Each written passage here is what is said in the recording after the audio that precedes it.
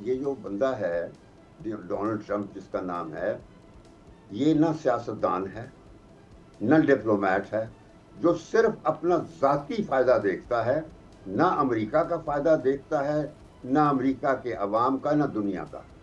तो ये जो आप कह रही हैं ना कि जंग ख़त्म कराने के लिए आया है, पहले आप इसकी पहली टर्म पे नज़र डाल दीजिए जो 2016 से लेकर 2020 तक थी।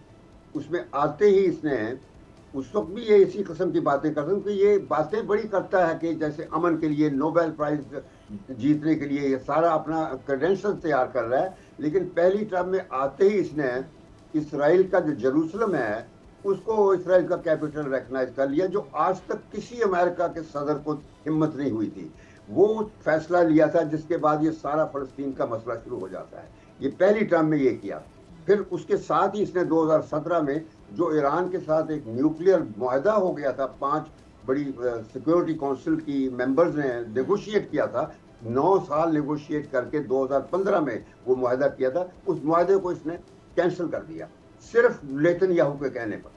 ये नेतन्याहू का गुलाम है। ये जो है ना बातें कर रहा है कि ये नेतन्याहू फैसले करता है, फैसले सारे वो नेतन्याहू करता है, लेकिन ये उसका गुलाम है। तो इसने वो किया, ईरान के साथ जंग की बुनियाद डाली। सब्सक्राइब करें और बेल दबाएं ताकि कोई खबर रह न जाए।